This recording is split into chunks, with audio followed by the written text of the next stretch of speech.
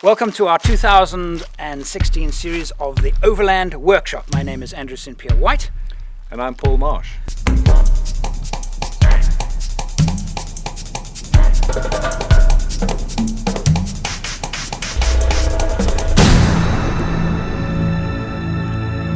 Welcome to another edition of the Overland Workshop with Andrew St. Pierre White and Paul Marsh. Hey! clapping in the hill. Can you hear them? Well, the cows are appreciating it. The cows, yes. Yeah. I hope they don't come and eat our bedroll. Yeah, looks about the only green thing around. If they do, we'll turn the camera on them. Right, we're going to talk this morning. It's a very fine morning on the Morian Fluss, or actually Hartman Valley in Overland, about vehicle security. Things you equip your vehicle with, take on a trip to keep yourself safe. So, we wanted to talk about fire extinguishers. Often at the roadblocks, you'll get a situation where, apart from the fact that you need to be able to put out a fire in a hurry if you have one, in Africa they often check vehicles for fire extinguishers. So the two and things you there, now so we now fit the strikers. Yes, the strikers. The striker's an amazing bit of kit. It's probably so effective, but most of the roadblocks in Africa, the guys think these are flares. So that's our challenge. So we still put in the cheapest, nastiest little fire extinguisher we can. You need to make sure it's got an in-date sticker, and if it hasn't got one, make one up, but it has to have an in-date or write something on it, because that's what they check for. Doesn't matter how old it is, as long as the sticker is valid. So I put a couple of these. They're nice and small and compact. I normally have one right at the front where you can grab it, passengers can all grab hold of it, and one at the rear when you're cooking. When you're cooking, and make sure everybody that's in and around the vehicle knows where they are. And how to use them. Make them visible, and how to use the striker. Yeah. Yes, and even these, some people battle with, they're pretty straightforward, but yeah. Yeah, exactly. Okay, and I had in my troop carrier a life hammer, again, Yes, in a place where absolutely. anybody can find it. Now most people don't know what a life hammer is. It's actually used to break glass or cut your seatbelt. Now if you're in a vehicle and it's upside down and you have to release yourself, you won't release the buckle, especially if you've got tension on it. So the only way is really to cut it. And it's a simple thing. You literally can grab it, again, within reach from any of the passengers. That's the key critical thing. And you can either smash a window or you can just cut the seatbelt. And yeah, it's got a little hook. It's got a little hook blade. It's designed. Literally, just you grab it and you just hook do it this. across. And You just hook the seatbelt and do this, and it's designed specifically for really good. for rapid. It's small things like this which you hope you never have to use, and they're not expensive, but you absolutely should put them in the cars. We've had a lot of trouble with donkeys and cattle. On this Land Cruiser we have the standard hooter, which is fine for people, but it's not good enough for donkeys. It's not loud enough. Doesn't have the. So I haven't fitted them to my last 3 or 4 vehicles, but in my early vehicles I had. So I fitted all different kinds. I fitted the air horns with separate pumps. I fitted the bellow type, and the problem is the dust kills most of them. So my advice is to get some really loud hooters, extra hooters, fit them on, and you're going to find, especially going around mountain passes, it's a blind corner, and on dirt mountain passes, dirt roads and that, people will use the whole road to come around the mountain, especially if it's a truck. And I've had situations where I've come round a corner head on into a truck and avoided it by the skin of my teeth. So, blasting the horn before you go around a sharp corner just lets people know. Animals for sure. So yeah, good safety. It's a safety element. It doesn't cost a lot, and worth doing. Right. And you can have it fitted to a separate button if you absolutely don't want it to make such a noise every time you press your hooter. Right. Alarms and immobilizers. I know you remove them completely from the safari drive vehicles. Well, because there's a reason why. So what we do is on the vehicles is we basically, you need to know how to bypass your immobilizer. The worst thing you can have on a vehicle that goes into the bush, in my opinion, is to be stuck because an immobilizer breaks down or it's faulty and you cannot start your car. Now all the vehicles, most of the trucks that we're using for our safari business and some of my own trucks, they're a simple diesel motor. The Land Rover 300 TDI, you can start it with one wire from a battery and it'll run. You just need the solenoid on the pump. So the moment you've got sophisticated alarms and immobilizers, besides the fact that some of them lock the doors automatically, which is really a problem, they go off in the most amazing, beautiful sights and annoy the hell out of everyone else in the campsite. And for me, the security issue is if you've stopped, turned your car off, and you're watching game coming towards you, it might be elephant, and suddenly you find a situation where you've got to start your car in reverse.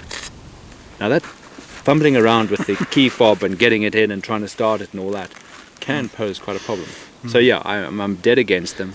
I far rather that you fit mechanical devices and fit trackers to your vehicle. Absolutely, insurance companies love those, and some of the companies will actually make you fit 2 or 3. It's very easy to bypass an immobilizer. The guys who steal cars do it like that. So is it a security device? It's a deterrent. It's a deterrent against petty thefts, but not professional car thieves. You know, even when you're traveling now, when I travel, I look to how else can I secure my car. A diesel cutoff switch is not a bad idea, because it's a solenoid operated device. You can flick it off, the guy will steal your car, he'll drive until the fuel filters run dry, and then he's got a problem. He's going to have to spend some time bleeding the system to get the engine to run again. That buys you some time. I've fitted devices that actually lock over the pedals. It's a box that locks over the pedals. I love those because you absolutely can't get into the pedals. You cannot drive the car. And of course you've got the gear locks that you can lock your high range, low range lever into neutral, which is another, I like to do that. So mechanical devices when you're going on long overland trips, definitely. If your vehicle is a suburban vehicle and you're going away on short trips, well, you probably don't want to risk that. You probably do want to keep the immobilizers and everything in place, because that is, again, an insurance requirement. But I'm talking more on the overland vehicles when people are driving around and serious trips through Africa, where that does pose a problem. And my vehicle, my Range Rover, I had a cut-off solenoid switch on the fuel pump, and it would run for about 200 meters before conking out, and at once I forgot to unlock it and it stopped in the middle of traffic. And I was diving underneath the passenger seat, underneath the carpet, to try and find the switch. So you've got to remember to turn it on again. And in my latest vehicle, which was a diesel engine, I ran a cable from the diesel pump, but I disguised it as the original wiring. Yeah, that's so good. Only somebody who would be very familiar with that vehicle, that motor, would look at the wiring and be able to. So it was certainly, I felt safe with it. And again, it was a secret switch in a place and I actually Googled and contacted lots of people that had done a similar thing, and I found out where they had put a switch. Yeah, and I put it somewhere else. I put it where nobody else had put it on purpose. Yeah. And that was quite good. So a switch, like a switch where you've isolated the pump or a fuel pump, I mean, they're going to have to take time, because they're going to have a lead that they can actually make it up. Now, there's no vehicle that cannot be stolen. No. The reality is it's more about taking the precautions and not relying on an immobilizer and an anti-theft device to say my vehicle is secure. So when I'm traveling, I would far rather leave someone with a vehicle, and I'd engage a local to look after the vehicle, because these locals are little touts and they need to earn a little bit of money. And they've got a whole network. And I had a situation where I was looking after my truck 30 years ago in Zambia. And my God, they managed to break in my truck while I was standing next to it and steal something from me. And I was standing next to my truck. And I learned that lesson, that actually what you do is you engage the local guys. You're going to pay them a few dollars. If you want to stand and watch your truck, fine. But especially at border posts, the guys will come up to you and they'll offer to look after your truck, and one will want to take you through the border. Do it. It's fantastic. It's cheap at the going rate, where you can actually just pay someone $1 or $2 and they're going to look after your truck. You've basically contributed to that little network. They're happy, you're happy, and you have a bit of fun with it. But you know your vehicle's safe. Towns and cities, I will more often than not park up in a business if I have to, even a main dealership, ask them if I can park up my vehicle, or leave it at the campsite and take a taxi around town. It just means I'm not worrying about my vehicle. Spare keys. Yeah. How many times have people locked themselves out or lost a key, come back to the vehicle, and where are the spare keys? So I do two things. I hide a key for the front door on the vehicle somewhere. Outside. And you must be able to get it without any tools, pliers, nothing. Somewhere zip tied, taped onto something, in a roof tent. You find a place somewhere where you know it's not going to be seen as a key, and you can get to that key. Inside the car, your second spare set of keys is hidden or it's in the safe, and the safe key never on your keyring. So if someone found your keys and got your vehicle, they then go and empty your safe.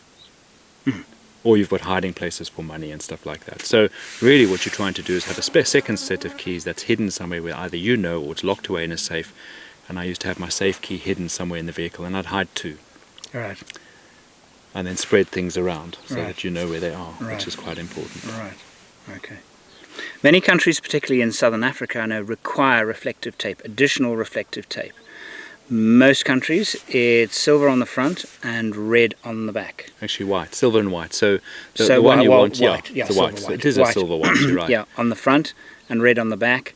And And it's also a special type of tape. Some of the reflective tape is the newer one. It's, if you look at it carefully, it's really got a little pattern on it. yeah. And that's the one that they want. Zimbabwe. Are they being specific now? Yeah, Zimbabwe is very specific about it. And actually you'll see some vehicles with red tape right across the back of the vehicles. I haven't had problems with people with, as long as you've got some reflective tape on, so you know, a good section. And sometimes I actually put it high up as well if people aren't too perturbed, because it is a safety thing. Oh, it is. You know? Look at our vehicles dusty and you won't see any of that reflective tape because the dust is packed Yes. on it. This stuff shines through. I've noticed when we've been filming Yeah, it in the evening and does. night. Yeah. It's very Very good, effective. very effective. Very, very effective. But the other thing to do is, you know, when you're heading off in the mornings, is to just, you know, you clean your windscreen. Yeah, Or clean the lights and clean reflective the lights tape. and reflective tape. Yeah. Yeah. In terms of equipment we can fit to our vehicles, lighting,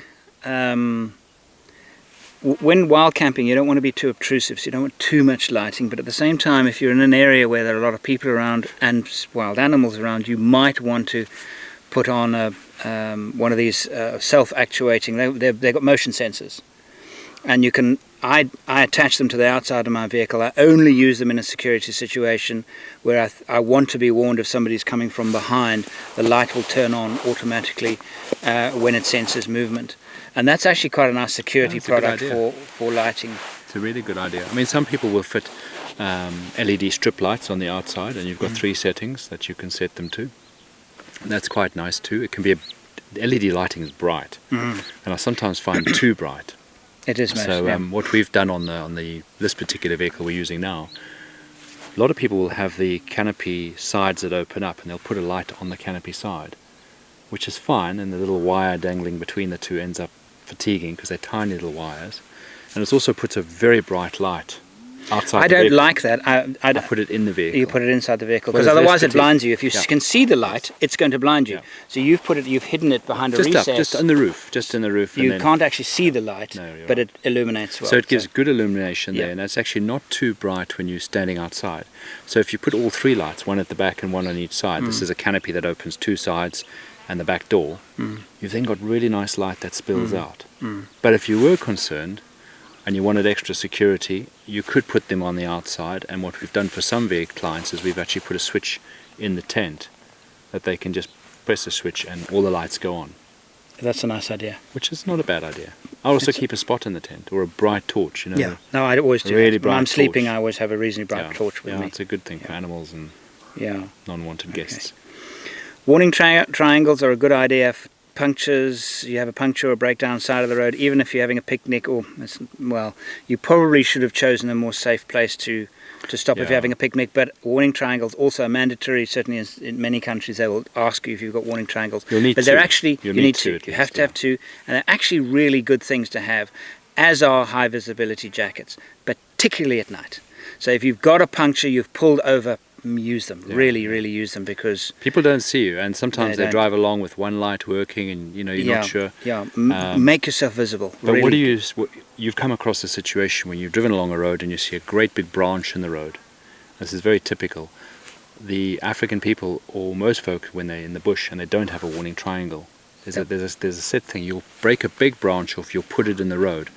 So if you have a situation where you've broken down and it's particularly dangerous, I would put the warning triangle up. I'd even go further back and put a big branch. Put a branch in as the road. well. Put a branch, then a triangle, then Yeah. your vehicle. If you're concerned that it's actually quite a dangerous sort of spot, because Corner or something. yeah, people then are going to actually know the branch. It's sort of an unwritten thing in Africa that if you come across a branch, unfortunately people don't always remove them, but you know it's not going to destroy the car. Yeah. An important part of leaving and traveling in remote areas are leaving information with loved ones of where you're going to be, your itinerary, and some way to contact help should the worst So there's happen. great So let's devices. just talk about There's some of those options. Things. You're thinking of what I'm thinking. So the Spot is a great little device. Okay, and it's becoming more and more used by travelers. You can activate it where you can send a message to. So basically it's a people. GPS tracking satellite system. So it has a GPS built into it, and it sends a signal. Tell me if I'm wrong. It saves a signal, and you can tell it how often to send the signal to a satellite. That satellite, you can also program it. That satellite will then send the signal back down to a server, and the server will update your website, so people can in real time track you and actually spot exactly where you are. But they have an emergency evacuation. There's two buttons. One is you can push a button that allows you to send a message, I'm okay, and then you've got the emergency, which will pinpoint exactly where you are. So that's quite nice, because in a real extreme emergency, you've got to do one of two things. You've either got to get a GPS and get the coordinates of where you are to give those to someone, and that could be mistaken or not heard over a phone, whereas the Spot gives you the exact coordinates of where you are. It triggers the coordinate. Yeah. And part of its message is, this is the coordinate. Yes. Now the next most important bit of kit saved my life in a very remote part of South America. Right. Satellite phone. Sat phones. I do not travel anywhere without a satellite phone. I owe my life to the fact that the satellite phone worked when I had a major accident in South America. So, yes, it's expensive. You can hire them. You can buy them actually on eBay quite cheaply. So anyone who's going to do a trip, I would far rather they took and gave up some other bit of kit and took a satellite phone with some airtime on it. You never know when you're going to need it. I found the Iridium to be the most reliable. Inmarsat's good too, but the Iridium gives you very good signals. So I'm more of a fan of Iridium, but I've used both. I've pretty much used them all, and always carry one. Sat phone. So I'm sold. We have been out without contact now for how many days? 6 now, I think. We're 6 with and we've had a sat phone, and we're making short calls every evening. We're okay, we're fine, but we know we have a problem, serious problem. We can reach help. To me, and some of the sat phones actually have also an emergency button. You can press a button. And you can text with some of them. I mean, it's very, very advanced. The new ones are really very good. Right. But there's no excuse, because, you can pick up a sat phone. In England, I think I've seen them for as little as £150. That is not a lot of money if it's going to save your life. So no excuses. You need to take one. Yeah. That completes our list. Anything else? Well, I think it's a lot about attitude and how you prepare to travel, and what you apportion risk to. So a lot of people will look at stuff that we've mentioned and go, I don't need that. Why would I bother? Well, take it from us that we've used that kit in different experiences, on expeditions, in bad situations, in accident situations. So I would not be recommending it to people if I didn't absolutely believe it's essential. Thank you. Did you enjoy that? Then please subscribe. If you'd like to take our relationship to the next level from just $1 a month to support my productions, or if you'd like to download everything I've ever made, go to forexoverland.com.